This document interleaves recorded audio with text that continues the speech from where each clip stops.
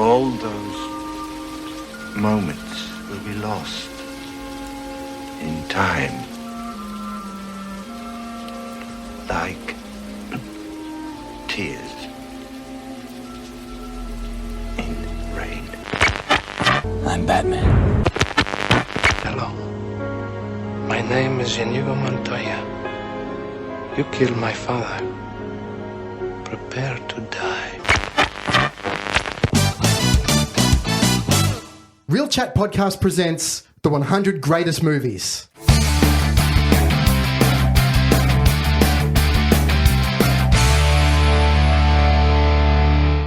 Movie number 93, The Princess Bride.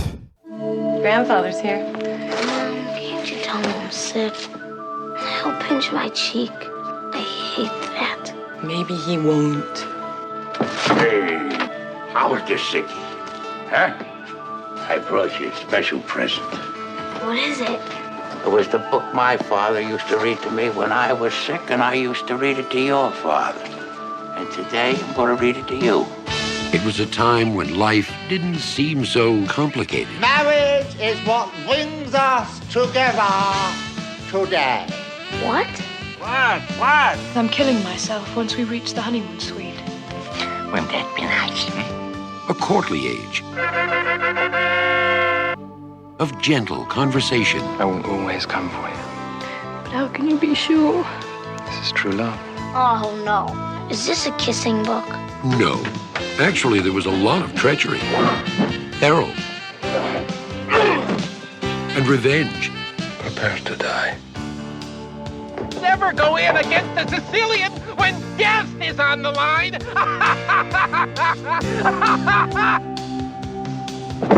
There were affairs of state. But I've got my country's 500th anniversary to plan, my wedding to arrange, my wife to murder, and Gilda to frame for it.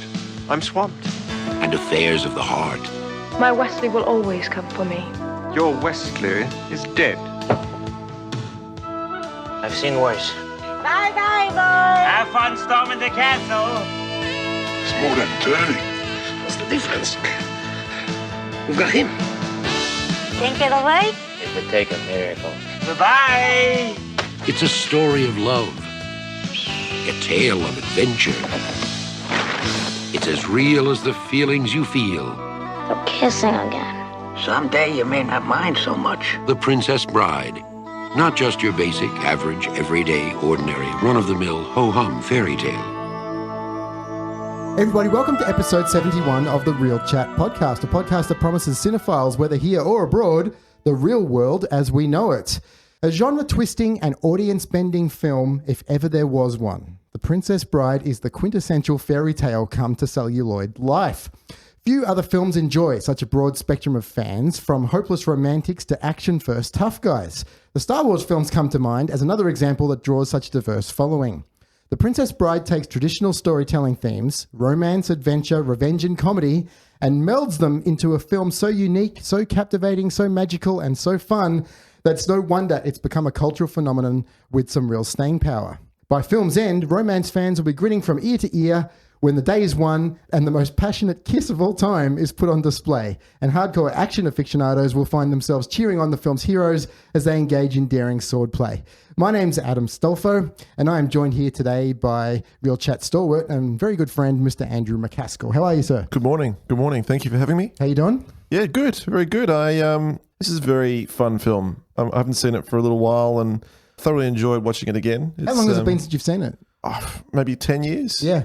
Maybe longer, but yeah, I was a bit skeptical going in. I was just thinking, this is a bit of cheesy, entertainment that I liked when I was a kid. It's the comedy that gets you back, I think. I've also been really surprised with how many people that I've spoken to recently when I've, been out there saying, oh yeah, I'm going to be doing a review on Princess Bride, have not seen the film.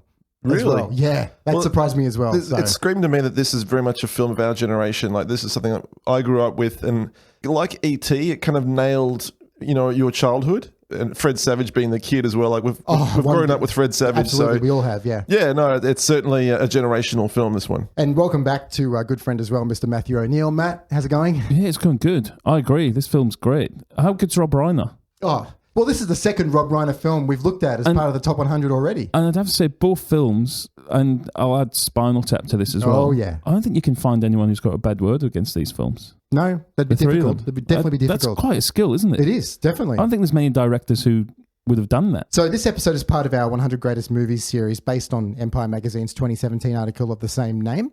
So The Princess Bride sort of tells the story of a farmhand named Wesley who must rescue his true love, Princess Buttercup, from the odious Prince Humperdinck. The film effectively preserves the novel's narrative style by presenting the story as a book being read by grandfather to his sick grandson. Yeah, it's interesting being read a story by Columbo, isn't it, as well? Oh, how cool is that?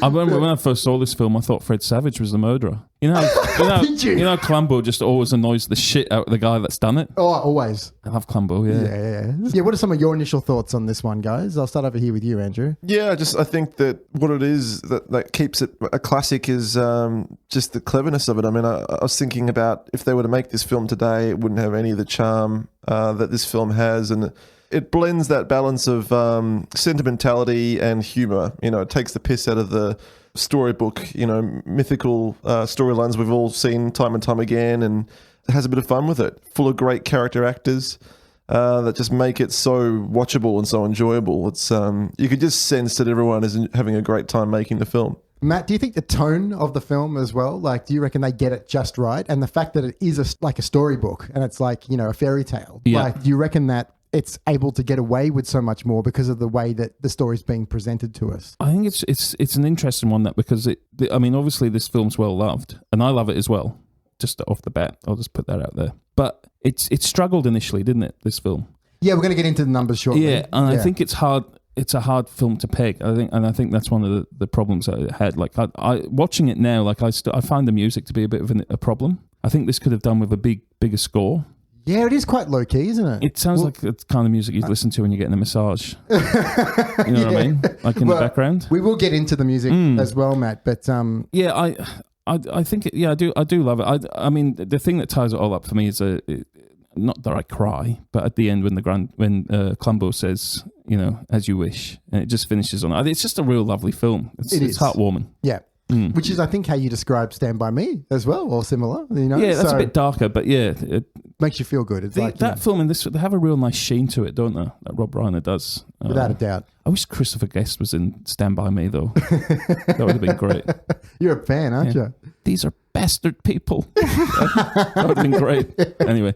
So The Princess Bride was released on the 25th of September 1987 in the US and the 3rd of December 1987 in Australia. It was shot primarily in Derbyshire and Kent in England and the UK, but also in the Lee International Studios in Shepperton, Surrey, England in the UK, where the framing story was filmed, and then parts of it in Ireland as well, which was interesting. And it had a budget of an estimated 16 million, which is low even for 1987. And here we go, Matt. Yeah, it grossed 30.9 million worldwide. So a modest success, but nothing big. No, I think the video sales pushed it right up. This film represents that amazing era of VHS when a film is like essentially rediscovered and explodes. Yeah. Other films that we've looked at on Real Chat that fit that mold is like The Shawshank Redemption. Surprisingly not a big film at the cinema, but a massive film on VHS. And Stand By Me as well, I guess. Yep. Terminator. Yeah, there's a lot of movies that fit that criteria. But yeah, and as we've already spoken about, Matt, the director of the film is Rob Reiner. So we spoke about him in great detail when we looked at Stand By Me a couple of months ago. But he was enamored with Goldman's book ever since he was given it as a childhood gift from his father, Carl Reiner. And he realized he wanted to make the film adaptation after successfully demonstrating his filmmaking skill with the release of This Is Spinal Tap in 1984. Right. So during production of Stand By Me, released in 1986, Reiner had spoken to an executive at Paramount Pictures regarding what his next film would be and suggested the adaptation of The Princess Bride. He was told they couldn't do that, leading Reiner to discover that several studios had previously attempted to bring Goldman's book to the big screen without success. Among those previous attempts include 20th Century Fox, which paid Goldman $500,000 for the film rights and to do a screenplay in 1973. Oh, wow. That really puts in perspective about how long this was floating around there. Yeah. Richard Lester was signed to direct and the movie was almost made, but the head of production at Fox was fired and the project was put on hiatus. Goldman subsequently bought back the film rights to the novel with his own money. Other directors had also attempted to adapt the book, and at one point, Christopher Reeve was interested in playing Wesley in one planned adaptation. Can you imagine the Princess Bride film with Christopher Reeve in it? I could see a version, and certainly with Richard Lester and Christopher Reeve together. Peter Sellers in there as well. Would you? Why not? If Richard Lester's directing, maybe get Ringo Starr. This is a very different film now, yeah, Matt. that would be great. Because he directed the Beatles films, didn't he? Richard Lester. Lester, Pink Panther. He did. However, Reiner had found success by gaining financial support from Norman Lear, who Reiner knew from All in the Family, and who had funded production of This Is Spinal Tap, with the production to be distributed by 20th Century Fox. Reiner worked closely with Goldman to adapt the book for the screenplay. So, yeah, I mean, we spoke about Reiner in detail in Stand By Me, but let's focus on him and his directing in this film. So, what were some of your thoughts, Andrew, on Reiner here? He brings the Jewish. He definitely brings the Jewish. Without a doubt. Yeah, it's got that sense, that type of humor back then. It's hard to kind of describe, but I mean, I guess obviously the appearance of Billy Crystal has that kind of real, 1-2 joke kind of I'm here all night kind of punchlines, and the Peter Cook cameo. There's a real love of comedy in this, and just tongue in cheek, which Rob Reiner does exceptionally well. And you still get kind of involved with the drama of the story to an extent, but I mean, it never takes itself seriously, and it's so hard to do because what's the last film you saw recently that achieved that kind of fun? None that pop into mind. I think the era in which this film was made is allowed to get away with a lot more now, but I think that the way that they did it is just how you do it. You know what I mean? Like, it was nailed, essentially. I mean, I think a lot of that has to do with the script. I think it's just a very clever script, and it's just Goldman. Obviously, it's based on his book, which I didn't know that was a book originally, but I mean, Goldman was an exceptional screenwriter. And he just nails it. He just nails his own source material, and it's just a refreshing kind of parody. And what about yourself as well, Matt? Reiner, I think at the top I said that he's the best director ever. I think just... I didn't realise he was held in such high regard by you, Matt. I didn't realise till this morning either, because, I mean, like I said, I can't think of a director who's done 3 films where everyone's just done... Maybe Spielberg... to an extent. And Kubrick gets all the kudos. I mean, Jesus. Where's Reiner in these lists? Exactly. Well, he's here. He's on the list. He's got more films than Kubrick in his list. Exactly, yeah. Is that right? I think so. You think so? Yeah. Well, one more than Scorsese so far. It's better than Raging Bull. Up. So, yeah. But what about his directing, Rob Reiner's directing in this one, Matt? One of the things, apart from This Is Spinal Tap, and maybe I might get jumped on for this, but Stand By Me as well, they've got this like made-for-TV feel sometimes. Does that sound fair enough? Yeah, definitely. Especially with this one. But I think it works in this one's favour. Like, I think the low budget feel to it.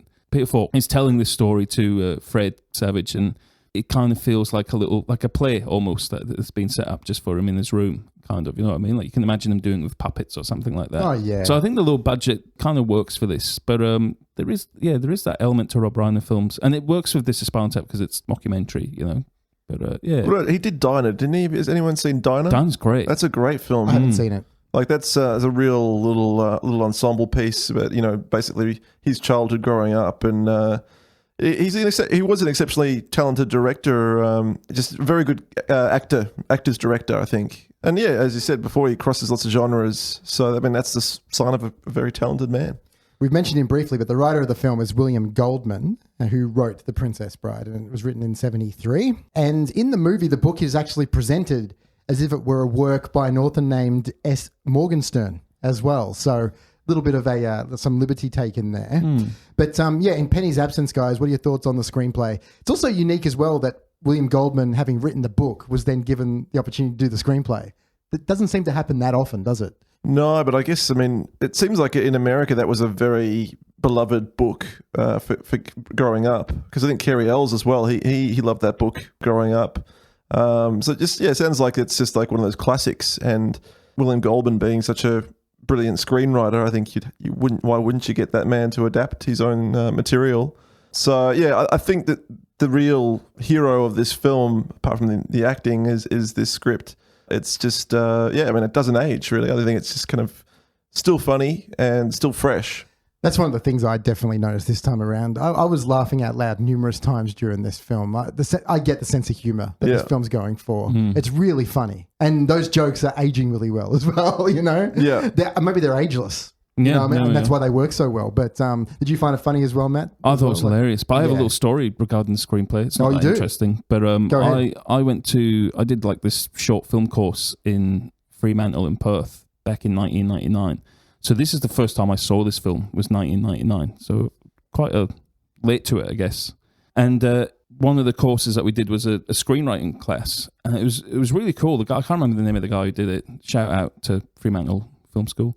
He put this film on as an example of like perfect screenwriting and held it in real high regard. And I mean, he was using it as an example of perfect screenwriting. And I still think that to this day. I think it's just so well written. And it just flows beautifully. You think it should be used as like a template for certain classes? Reading or up on it, I think it still is. Like people seem to really hold this in high regard. Just maybe the simplicity of it, I guess. And I guess it helps that you've got the guy who wrote the book on board.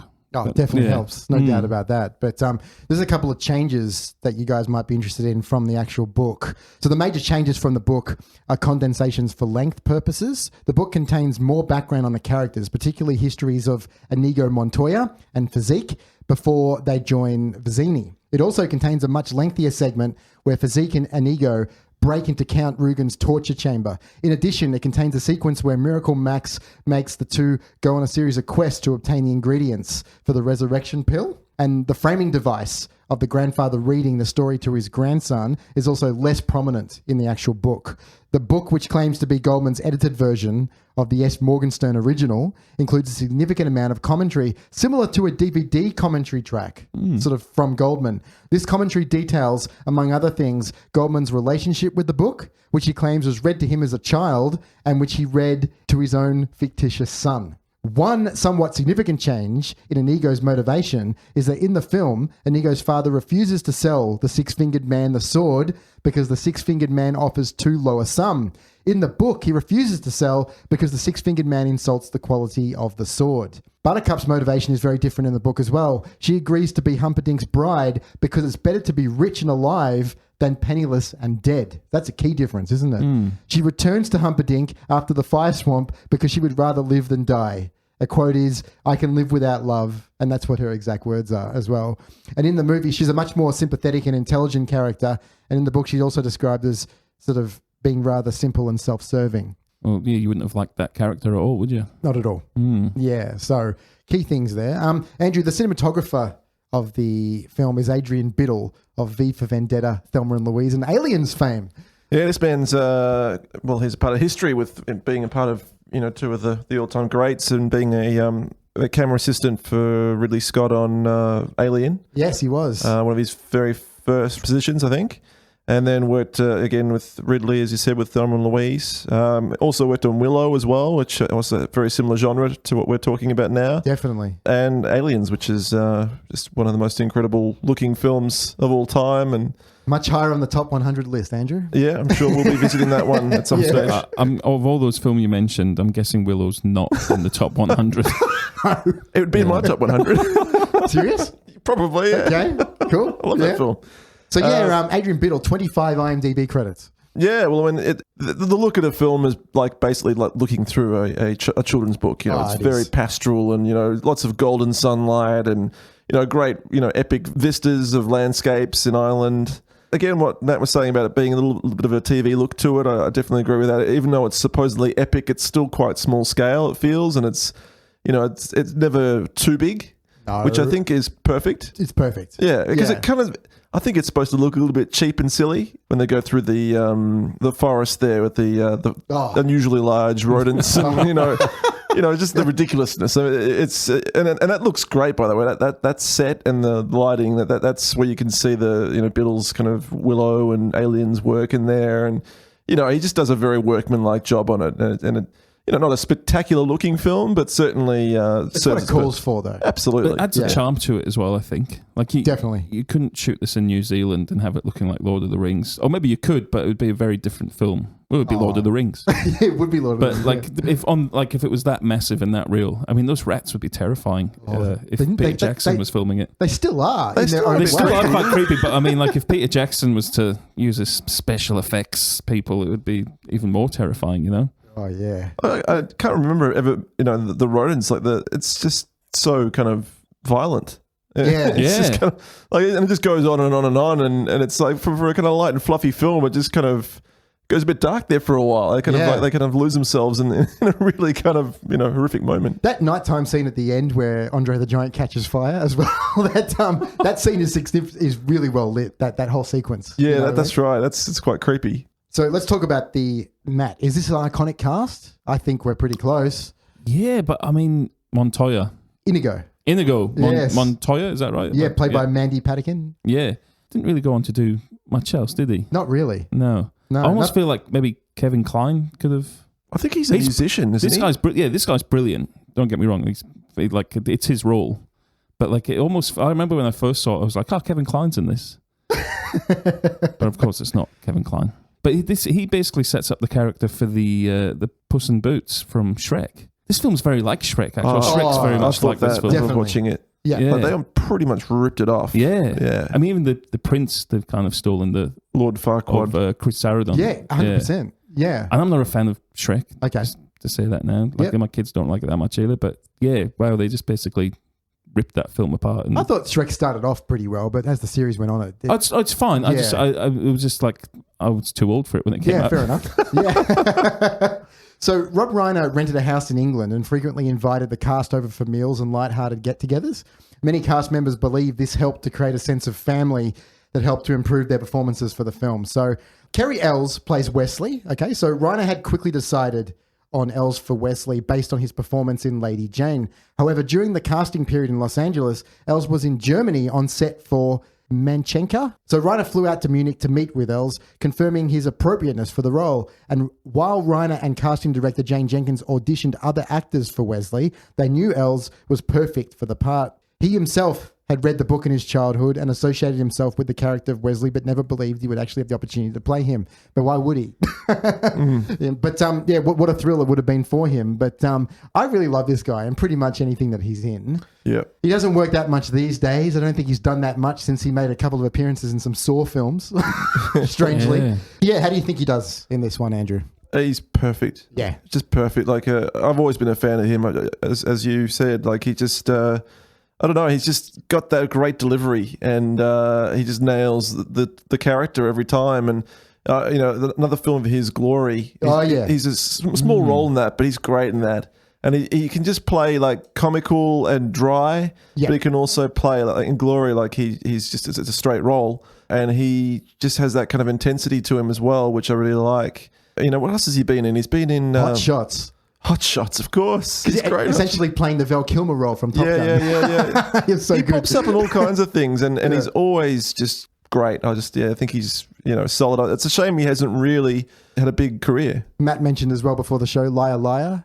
He was like the antagonist to Jim Carrey in Liar. I haven't seen that. Oh, what? That's good fun, though. Oh, it's good. It's a good film. I like that. It's probably one of Carrey's better films. Probably, yeah. I'd agree with that. But other Carrey, our Carrey, yes. I think he's great.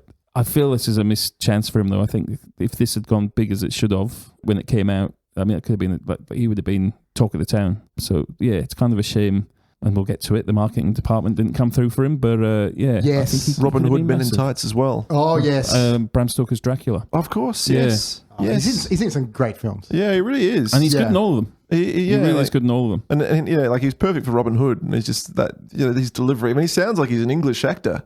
I thought he was. Yeah, that's what I thought he was too. He was actually really good in the first Saw film as well. When it was a completely different genre, he was trying something else, and he sold that role really well. Well, it kind of worked for him, didn't it? Because you wouldn't expect him to be in that kind of film. No. And it just kind of... I like it when actors branch out of their comfort zone a little bit, but I think he was probably in need of a hit back then as well in the mid-2000s. But so from him, we move across to Andrew's favourite, Robin Wright, who plays the Princess Bride herself. Well, she's like, basically one of the she would be one of those crushes. One of the first crushes you'd have as a kid, I reckon. Oh, but how could she not be? She's perfect for the role. Oh, yeah. And just the camera loves her. Cast quite late in the process as well, I hear. Yeah, it was the first film role. I think it's definitely her first leading role. Yeah. I don't know if it's her first actual role, but it's got to be early in her career, that's for sure. So about a week prior to the start of filming, Reiner and Jenkins had auditioned a number of English actresses, but had not found their ideal buttercup. Wright's agent had heard of the casting call and encouraged Wright to audition. Though initially shy, Wright impressed Jenkins and later Reiner. They invited Wright to come meet Goldman at his house, and Jenkins recalls the doorbell rang, Rob went to the door, and literally as he opened the door, Wright was standing there in this little white summer dress with her long blonde hair, and she had halo from the sun. You're hired!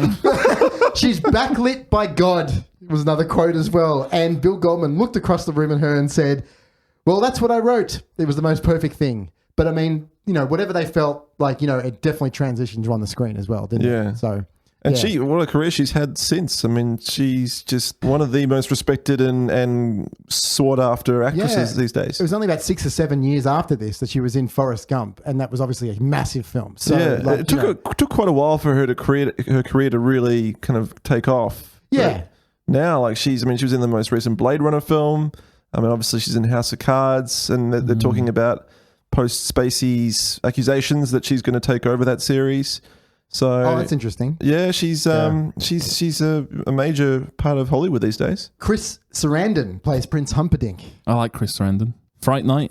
You guys seen Fright Night? Jack Skellington? He's great in that. What's Jack Skellington? Yeah, Tim Burton, Nightmare Before Christmas. Oh, yeah, of course he is, isn't he? Yeah. Yeah. I thought it was like you got Jack Sparrow mixed up or something. No. That's wrong. But yeah, no, you're right. He does the voice for... He does. He's great, isn't he? He's really good. Just his great delivery and his very comical performance. Handsome Man. Handsome Man. Yeah, it's like that perfect serious comedic performance, isn't it? You need to have these characters in these type of movies. And he still plays that good villain. He sure does. The dastardly villain. Yeah. He's great as a villain. I mean, Fright Night, he's fantastic. He just looks like Dracula, doesn't he? You can see him with perfect casting. He just looks like your classic Dracula. Mandy Patinkin plays Inigo Montoya. In a 2012 interview in New York Magazine, Mandy Patinkin said that his most famous line from this film... Hello. My name is Inigo Montoya. You killed my father. Prepare to die. Gets quoted back to him by at least 2 or 3 strangers every day of his life. Oh, God. How fucking annoying would that be? Patinkin told the interviewer that he actually loves hearing the line. Oh, great. And he also loves the general fact that he got to be in the movie, stating, I'm frankly thrilled about it. I can't believe that I got to be in The Wizard of Oz. You know what I mean? So, it's good that he feels that way about it, because you feel that for a lot of us, being told your famous line to you over and over, it'll really shit you. I mean, I know for a fact that, Arnie deals with that with I'll Be Back. Yeah. Constantly, even to this day. Again, worth noting, though, as we said before, Mandy, his career probably hasn't skyrocketed. So, what was the main TV show he was in? Chicago Hope? That's the one, is it? Yeah, okay. A doctor show. Yeah. He was a regular on that. But I mean, if you had a massive career, you'd probably get a bit more shitty. It's kind of like, I'm trying to move on from that. But if people remember him for that, then that's probably enjoyable. I'm fascinated to know why he didn't move on to bigger things, though, because he was great in this. He's really good in this, isn't he? Yeah. I don't know why he wasn't. And again, maybe it has something to do with the film not. I think it's because he's gangbusters, but you think that's it? Well, maybe you got typecast. It's kind of like the Spaniard, and I don't know. It's hard to say. There are lots of great actors out there who play 2 or 3 amazing roles, and then they just seem to disappear for whatever reason. You know what I mean? I believe he did have a fairly strong singing career. He had so maybe he shifted focus. He's released several albums. God knows how many albums, but maybe that took off more. Yeah, okay. So Andre the Giant plays Physique. Obviously, Andre the Giant, a very popular professional wrestler in the 1970s, 80s, and early 90s. He'd undergone major back surgery prior to filming, and despite his great size and strength, he could not support the weight of Kerry Ells during the fight scene, or Robin Wright for a scene at the end of the film. So for the wrestling scene, when Ells was pretending to hang on Andre's back, he was actually walking on a series of ramps below the camera during close-ups. For the wide shots, a stunt double took the place of Andre as well. So when he was apparently carrying Wright, she was actually suspended by cables as well. So even though he is like, this image, this professional wrestling image, carrying some of these people on his back for some of these stunts and stuff wasn't exactly something that easy to do, obviously. That would have been frustrating, wouldn't it? Because it's like, we've got the giant, he's a wrestler. He can't do anything that we need him to do. Yeah, it's funny, isn't it? Yeah. Yeah. He's brilliant, though. Andre the Giant, he's a fascinating character, and his size as well. He had so many health problems. It's not surprising he died the way that he did in the early 90s as well. Penniless as well. Yeah. Yeah, it's really fascinating. And I don't know why. This is one of his main film roles, yeah? Is it his only film role? It could be. He might have cameoed here and there in something else. But he was typecast. Yeah. I mean, always... The big thing that I was speaking to you about before the show as well, Matt, is the fact that this is 1987 when this film came out. 1987 was when WrestleMania 3, for those wrestling fans out there listening, he had his biggest match of his career against Hulk Hogan in one of his biggest matches of his career the same year as this movie came out. So I thought that would help this film big time. There's a lot of wrestling fans out there. Yeah. He does a serviceable job in this film. I mean, I can't understand everything he says. But, no, I think that helps. So he's really funny in it as well. Yeah, well, you wouldn't not laugh at his jokes, would you? Be like, that's a good one, Andre. I just like when you said like Rob Reiner had them all round to his house for dinner. Just like to see that picture of them all just sat there and then like just massive Andre the Giant, just like having like all the food. Do you know what I mean? Yeah. And like the size of there's apparently a photo from him on set with like a massive, ridiculous sized can of beer, but in his hand it just looks like a normal can of VB or something like that, you know what I mean? But apparently the amount that he ate and stuff like that as well, it's phenomenal. It's way beyond the average person. And he was 7'4". Yeah. And in wrestling terms, he weighed 500 pounds or something like that. I don't know if that's actually, if he weighed that much. But no, I think he did. He probably did, but look at him. Yeah, but you guys happy with his role as physique in this film as well? Yeah, he's quite sweet, isn't he? Like he just adds a real kind of childlike quality, and initially you think he's going to be the big bad henchman, but very quickly learn that he's got a good heart, and there's some great kind of physical comedy in there as well that he does. Important element of the film. I'm surprised the French never cast him in the Asterix film. Yeah, me too. He would have been perfect in that, wouldn't he? Obelix? Yeah. Yeah. I'm sure Ed Wood Jr. would have found a role for him in one of his films if they were still at the same time. And Fred Savage plays the grandson as well. We touched upon him a little bit at the beginning, but really just part of all our childhoods, really. The beginning of the golden era of Savage. Yeah, absolutely. Yeah. He was good in this role, though. I mean, he's always been a great child actor. He's just so natural. That's all he was, yeah. We would have seen it when we were younger as well. Like, he pretty much summed up how we felt about the love scenes and stuff like that. Yeah. You know what I mean? Yeah. And he has a great bedroom as well. The set decorators, I love what they did with his room. Yeah. There's lots of Easter eggs around. Yeah. And the thing that jumped out to me, because I had all of them, was the He-Man, the Master of the Universe figures that were sitting behind his bed. Yeah. I loved it. Love that stuff. Basically, it's just a slice of our own bedrooms. Oh, 100%. Yeah. So, Matt, Fred Savage. Yeah, he's great. And his granddad's Clumbo, for God's sake. Oh, yes. Isn't that amazing? They both did a great job. Yeah. With they're a lot of fun. Old man makeup on, and pretty much got it right because he looks like that now. Does he have old man makeup on, or did he used to have young men makeup on for Clumbo? And he just always looked old. That is a good question. I'll have to ask my wife. Just one more thing. And numerous members of the supporting cast as well, guys, like Christopher Guest, Wallace Shawn, Billy Crystal as the Miracle, Max. Yeah, Billy Crystal's in there, isn't he? Great cameo, isn't it? Yeah. Yeah. He's funny. And then, of course, he went on to even bigger things film-wise anay. Oh, Crystal? Yeah. Yeah. Was it one of his earlier roles? Yeah, because I think City Slickers is like 89, is it? It was definitely after this. Yeah. When Harry Met Sally, I think, was around that time. Yeah. But I love Christopher Guest in this. He's so menacing in it. Like it's great. He's just quite scary, because he just has that intense glare and completely emotionless. He's a good henchman, and then he does that bloody hilarious line when he goes down to the torture chamber and he invites the king down in this really homoerotic moment. It's you want to come down and join me? It's fucking absolutely hilarious. How good is he in Spinal Tap? This, and then you think of him as Gorky in Corky Sinclair. Yeah. Yeah. How fun. He's brilliant. He is brilliant. Again, another actor who you just think more could have been done, but And Wallace Shawn as well, guys. He plays Vizzini. He was like the iconic character in this film, really. When you're growing up, you're quoting all his lines. Oh, yeah. And he has that classic scene with Els where, like, you know, they're playing the mental game with each other, with the poison. Or in the He's just so... He puts everything into his performance, doesn't he? Oh, He's just so animated and revolting. Oh, yes. Do you guys have a favourite scene in The Princess Bride? Yeah, there's a number of them, I guess, really. When I first saw it, maybe because it looked like the Dagobah system with the rats. That's interesting. Yeah. Maybe it was the same set. I thought the same thing. It really looked a lot like Yoda's home. The sword fight, to me, I just think, God, it's so good to see real sword fighting. Oh, yeah. And those guys are really good. Yeah, they did a lot of training for this. Well, they train with both right and left-handed. Yes. I mean, bloody hell. That's incredible. To get to that level. Yeah, and it's just, you can see it. Like, they're both just doing all their own stunts. It had to be done that way, though, because if they just used, like, you know, cutaways to, like, stunt doubles all consistently and just showed close-ups of their faces or whatever, it wouldn't have worked. Well, they need to be this way. They used the same sword master as the guy who did the Star Wars films. Yeah. And it's just refreshing. You don't see those stunts anymore. They didn't do the 2 somersaults, though. Yes, that's true. That was stunt doubles. I do love the bit where Igno confronts Christopher Guest. Does his spiel and then Guest just runs away. That's brilliant.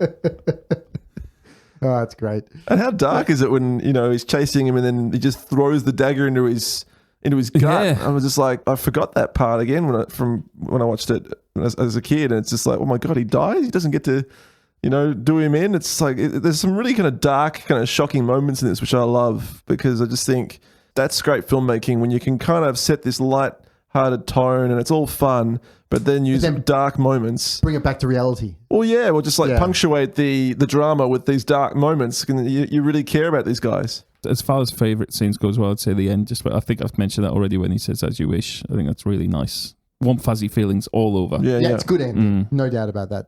Just a bit of trivia here from The Princess Bride, guys. So William Goldman came up with the title of the novel based on what his daughters requested in terms of ideas for his next novel. One suggested he write his next book about a princess, while the other suggested a book about a bride. He then coined the title The Princess Bride for the novel, obviously. So, just little things like that, because the title of this film is very simple.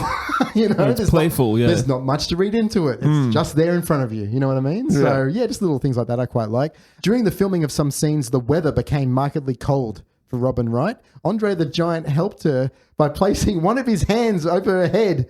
His hands were so large that one would entirely cover the top of her head, keeping her warm and dry. Wow.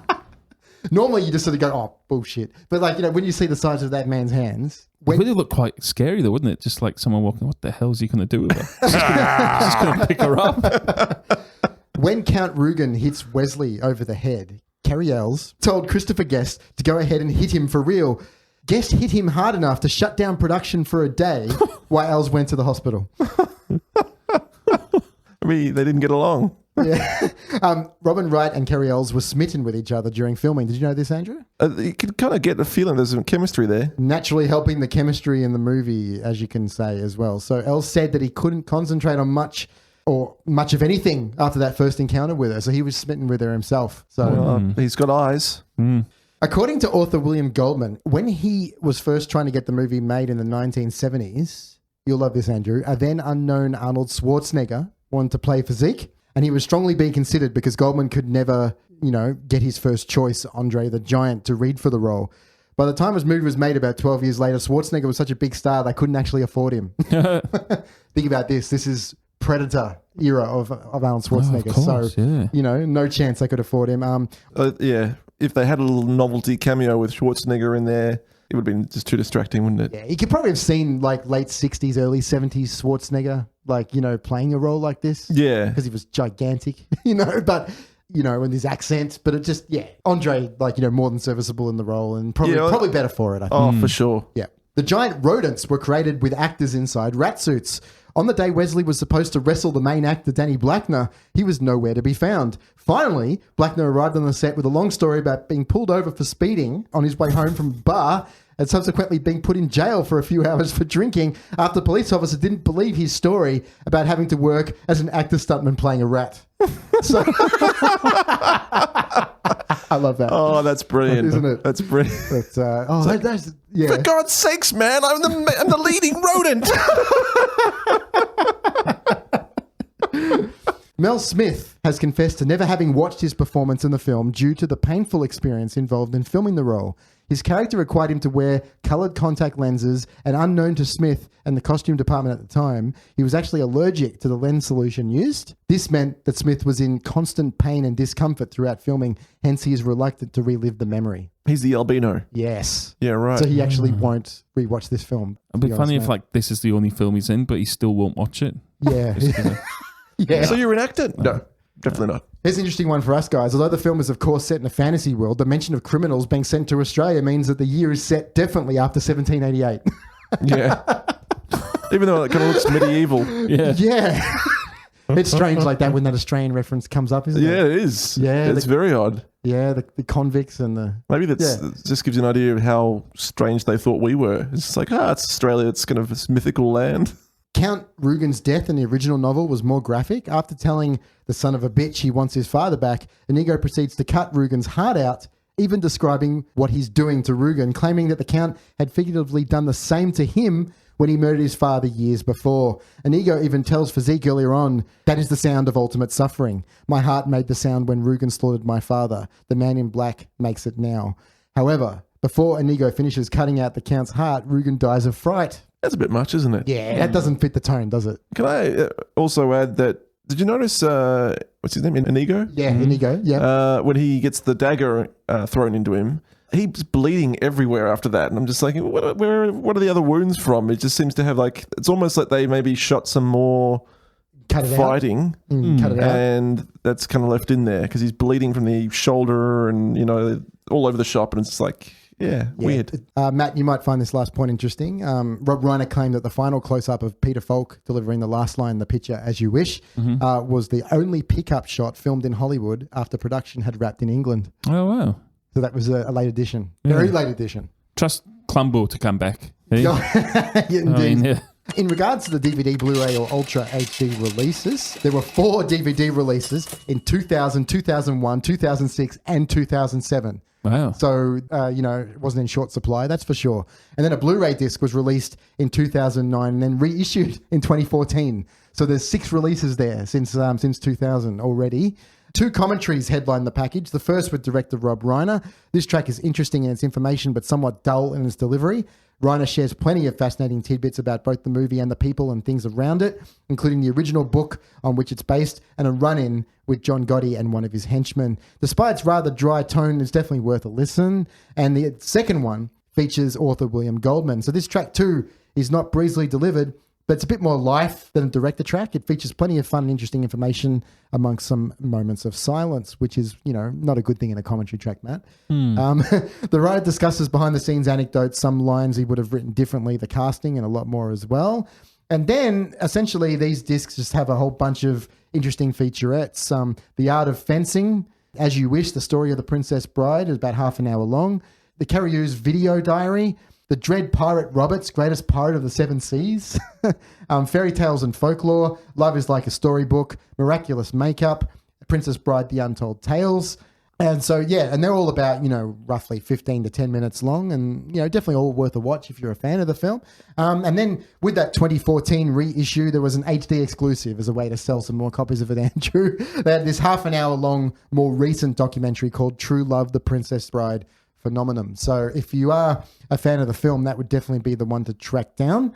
If you want to find this film, you cannot find it on any of our streaming services, Matt. It was last year. It's gone now, though. It's gone, yeah, I know. I found that out the other day when I tried to watch it. This is just why I'm not a streaming guy. I understand why things pop on and off these services and that, right? But this is never, ever going to take over physical media for me because, for example, if I needed one of you guys to watch the film and you relied on these streaming services to watch it and then you needed to download a copy or track it down through other means, that's just annoying. Well, so... I didn't realise they dropped things off. So when we first got Netflix, I went out and threw a heap of DVDs out that were already on Netflix. Oh, no. My view was, if it, for whatever reason, I would upgrade to Blu-ray anyway with them. So it wasn't that, I was always planning on upgrading to Blu-ray, but we had them in HD on Netflix. So what? But then I didn't realise they dropped them off. So now I just don't have any of those films if anyone's got my DVDs... But yeah, look, I'm never going to allow the streaming services to become my main source, mainly for this reason. The licensing, they come on and off, they drop off. You know, like it's just not my thing. Yeah, I always just want a physical copy. So you know, if you need to see it or you need access to it, it's there. Yeah, the films you love. That's the way I look at it. Like the films I need to have on. Andrew, the composer of the film, is Mark Knopfler. Now, this is definitely the first of his on the podcast, but has he done anything else? He's done a couple of films. Post this.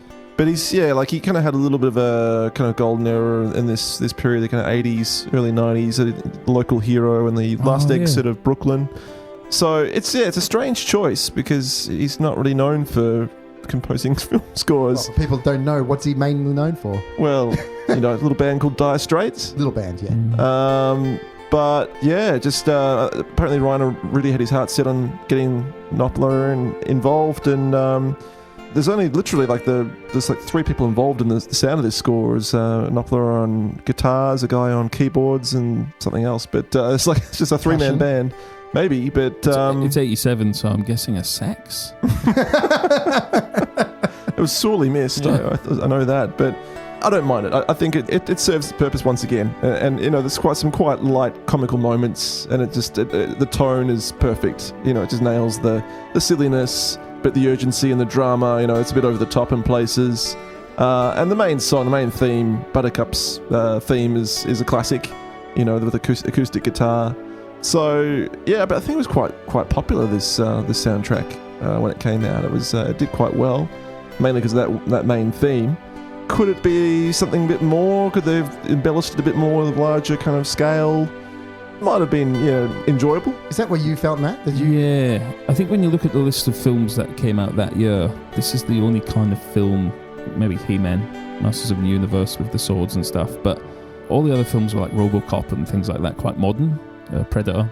I think if it had waited a couple of years, like I think, when did Robin Hood come out? Prince of Thieves? 90? I think that was 90, yeah. Yeah. And all of a sudden we started to get like a heap of gothic kind of films. And I think that would have sat a lot better in then. And I think if it had a score similar to Robin Hood, I don't mean the Bryan Adams, obviously. So that could have worked, just As You Wish instead of Everything I Do it for You, maybe. I don't know. But I think just something a bit more upbeat, like huge, epic. It felt like it deserved something like this. This music's just, it's lacking for me. You can imagine like a Elmer Bernstein, kind of doing definitely. something kind of really, big and orchestral and funny. I want horns. That's basically what You're I'm saying. You're a horny here. guy. I'm a horn man. Give me the horn. Yeah. And there was a 12-track release of the score as well, Andrew? Indeed, yeah, including the song, It's which at the end, isn't it? Yeah. is called the Storybook Love. Yes. Which is sung by some other dude, but really sounds like Mark Knopfler is singing that song. But I was like, kind of, surely that sounded like. Well, yeah, like it's just like, why wouldn't you just do it yourself when you're the singer of Dire Straits? But maybe you. Did this song do something at the Oscars? Yeah, we'll get into that when we get to the awards very shortly, Matt. But anything else to add on the score, Andrew? Or well done, Mark. Yeah. Thanks, Mark. Matt, let's have a look at the marketing. Marketing, yeah. Princess Bride. This is the big mischance, this one, I think, isn't it? I think so. Even looking, doing some research into this, there's actually articles on how poor the marketing was for this film and what a mischance it was, which is interesting because normally, as we've said, it's hard to find stuff for marketing for films this old. Oh, yeah. And beyond. But this one did have stuff on it, which is bizarre. And it was, we've touched on it a few times, it was probably ahead of its time in that gothic movement, perhaps. The trailer is horrendous for this film. It's got some funny moments in it, but it really... I think that's the problem with it. People, the studios didn't know what to do with this film. They didn't know what it was. Like, it was a fairy tale, an adventure film. It's quite creepy in parts. Is it action film? Is it a romance film? Like, the comedy, they didn't know what to do with it. When you think about when it was made, there was so many fantasy films being made in the 80s. And this one was kind of, I guess, a little bit unusual in that it didn't take itself seriously. It was mainly more a comedy in that genre. So maybe that people were just so, just oversaturated with fantasy films that they just thought it was another one of those. Well, if you go through the list of films in 87 that were released, like I said before, you had RoboCop, Predator. A lot of these films fit under the same umbrella. I think there was another Schwarzenegger film that came out that year as well. Running Man, yeah. Very similar in genre. this kind of sticks out like a sore thumb or a sixth finger. You will. Nice. Thank you very much. Edgy. I like it. Let's just cut it there. That's the end of this show.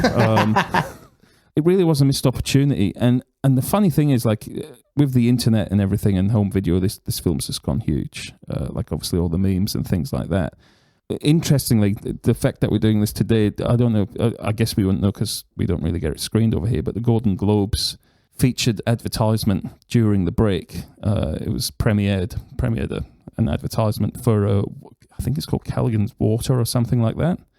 And it's basically Carrie Ells, and it's just him saying, "As you wish." And at the end, his neighbor pops up and says, "Inconceivable." So it's just basically dialogue from, like, this. It's probably the best advertising for that film ever, but it's advertising water. Interesting. And it's him, it's Carrie Ells looking after his daughter. It's, you know, she says, "Oh, can I have breakfast?" And he's, "As you wish." And he goes off to make the breakfast and things like that. Yeah. So it's funny how that this film is being used in marketing now, and obviously to market other things because it's so hugely popular, which doesn't translate to the box office receipts that this film got. But at the same time, that we'll probably get another release of it now, you know, on Blu-ray or something like that, because that will reflect on home video sales, where this film's just been incredible. I think I was reading Carrie Ells said Bill Clinton came up to him at a dinner once and said him and Chelsea have watched that film hundreds of times. And this was like at a time when he wasn't really getting many roles or anything like that in the early 90s. Well, he was getting lots of roles, but not as big the star he should have been. So, it's a real, of all the films we looked at, I mean, I know we said Stand By Me was also a bit of a slow burner. Yeah. But this one in particular, like I said, I reckon if it had just held off 3 years, I think it would have gone bigger. Another thing, like being in the VHS era, it was perfect for it. Like, it's the perfect VHS film for kids. Definitely, yeah. Family film. This is up there as one of the best. You imagine parents would just put their kids in front of it and, you know, leave them to watch that for a couple of hours. You know, it'd just be the perfect kind of babysitting kind of movie, Definitely. really. Oh yeah. But you really feel this could have gone huge. Yeah. And like I said, I just think that the film landscape of the early 90s probably would have suited it better, and it would have been easier for them to market as well, just with the other films that were out then as well. So yeah. Matt, the Princess Bride game by Worldwide Biggies. What can you tell me about that? Not much. Have you played this at all? No, neither have I had a look at it. I mean, it looks, do you know what it looks like? The artwork for this looks like, you know, when you're in the reject shop and they've got like the cartoon of Sleeping Beauty. Oh, except it's like some dodgy animated, like, I don't know where it would have been made, but just like, it looks like it was put together in a few minutes. It looks like that. The artwork looks like that. Like, it looks really poor, but I don't know. I haven't played this game. I think, is it also an app? Is that where it is as well? It came out 2007. Yeah, I know. So 20 years after the fact. Yeah, it's strange. So yeah, New York game development studio. But you get the impression that it could be a really good NES game, like of the Princess Bride. Like a Zelda kind of absolutely themed thing. But yeah. And I've got a feeling there was something, like with Commodore and Spectrum, they used to release games where they just, like, you know, they'd change the name to the Princess Brides instead of just the Princess Bride, just to get away with the licensing. And the artwork would look identical to, you know, the film poster. And then they just kind of, the game would just be some, you know. And in 2008 as well, Matt, Playroom Entertainment apparently released the Princess Bride Storming the Castle board game. I saw this, the board game. I mean, they're all a bit too late, aren't they? Yeah. I mean, I'm sure it's still, but that's the thing. This, like I said, with that ad that just came out the other day for War, these things, they'll work. I think, you know, people will go and search them. People love this film. Also, the video baseball game that the grandson is playing in the opening of the film, very early in the film, is called Hardball, produced in 1985. It was widely available in the mid-1980s for the Commodore 64. Okay. It was a 1 or 2 player game, but the sound that's on the soundtrack for this film is not the audio from the game. Is that from Nintendo, is it? Or something like that, but it's not the actual sound from the actual game. But yeah, it looks pretty impressive. Well, like for the time. I thought he was playing Nintendo when I saw it. Like originally, just because of the controllers he's using and stuff where he's sat. But right. But you're right. The graphics look much better than anything Nintendo had baseball wise then. But real missed opportunities. They should have released more during the time. Yeah, across the board. I mean, you could even imagine there being like a line of figurines and things like that. Oh, yeah. Who doesn't want Andre the Giant? Oh. And that was the best wrestling figure that you could get as well. That was the biggest one. Because he was just massive compared to the others. Yeah. Anything else to add in regards to the marketing, Matt? The posters are horrendous. All of them? Yeah, I mean, I guess there's a nice one with the silhouette of them, which again is very Robin Hood as well, it Robin is, Hood, Prince isn't of Thieves. So But it's inspired by something, yeah. but the awful, I guess what we'd call nowadays a Photoshop job of just like it really did lack, and you get that sense from the actors and people involved in it that they felt that as well. They felt like it should have been improved on that. They really missed the chance. All right, guys. So The Princess Bride, sequel, prequel, remake, reboot, or leave it alone? Andrew. Well, they remade it in Shrek, didn't they? Basically. Essentially. Good point. All this about the marketing and the missed opportunities. You could have just, obviously someone at DreamWorks just went, money. Let's do this again and do it right. And how massive was Shrek? I was thinking they could easily, this would be one of the most eligible films for a remake. But yeah. You don't want it to be though, do you? No. Oh, definitely not. But you can imagine them doing it. But really, it is Shrek. I don't think they could do it now because it's just so close. But even Shrek is 16 years old now. Well, that's right. That's right. But it's that whole kind of taking the piss out of the storybook characters, I think, is done to death now. Yeah, would you agree with that, Matt? Yeah, I think they'll probably do it as a TV series, and Wesley will be played by a female. Be a lesbian tale, you think? Yeah. Riveting. No, the male will be... Oh, the princess. Yeah. Oh, okay. The Princess Bride received critical acclaim. On Rotten Tomatoes, the site's consensus states, a delightfully postmodern fairy tale, The Princess Bride is a deft, intelligent mix of swashbuckling romance and comedy that takes an age-old damsel in distress story and makes it fresh. So at the award ceremonies, its main nomination was at the Oscars. It was nominated for Best Music Original Song to Willie DeVille for the song Storybook Love, Andrew. That was its, Oscars nomination. But we're here at Real Chat, and so we're going to have to bring up the Saturns, which we haven't brought up that much during this series of shows. But it won the Saturn Award for Best Fantasy Film and also Best Costumes to Phyllis Dalton as well. And it was nominated Best Actress Robin Wright and Best Writing William Goldman. So a couple of little nods there. And also, Andrew, at the Grammy Awards as well in 1988, it was nominated for Best Album of Original Instrumental Background Score written for a motion picture or television to Mark Knopfler. That's interesting, isn't it? I can't imagine it being that great away from the film. But maybe it was that time of new age ambient kind of music. People were into that kind of stuff. And it's the guy from Dire Straits. Yeah, I guess that's enough. Was that something... Do you guys remember whether or not that was pushed at all during the time? I certainly can't. Nothing was pushed for this. That's the problem. Yeah. I think you're right, Matt.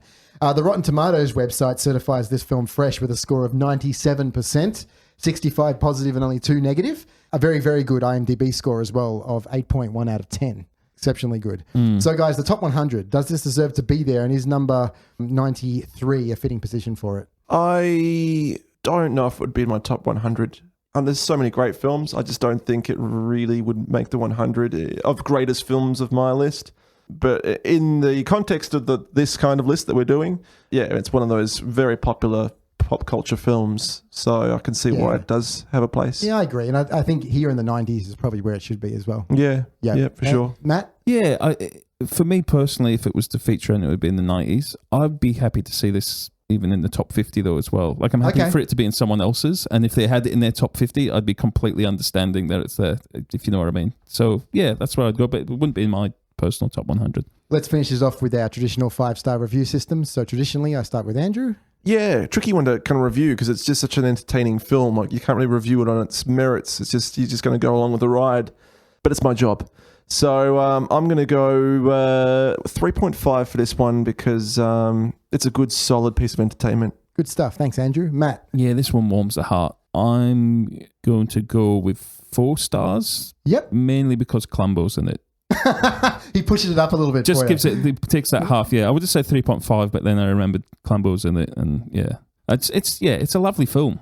Don't have a bad thing to say about it. I'll just quickly do the final word, guys. So, packed with quotable dialogue and memorable sequences, The Princess Bride is an infinitely rewatchable film. It's the type of movie that you might find playing on TV in the middle of the night, and no matter where it might be in the story, you're still somehow compelled to stop, put the remote down, get comfortable and watch it. It's like revisiting an old friend.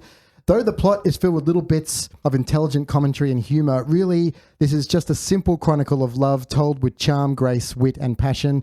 And that's all a great tale really needs, isn't it? A good story. That's essentially what it is. Anything else would be inconceivable. Sorry,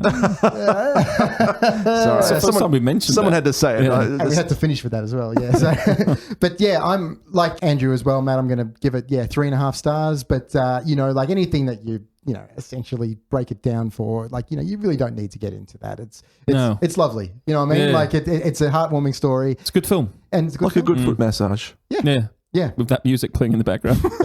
So recommended by all three of us. Yes. Oh, absolutely. If I have kids, they will watch that film, whether they like it or not.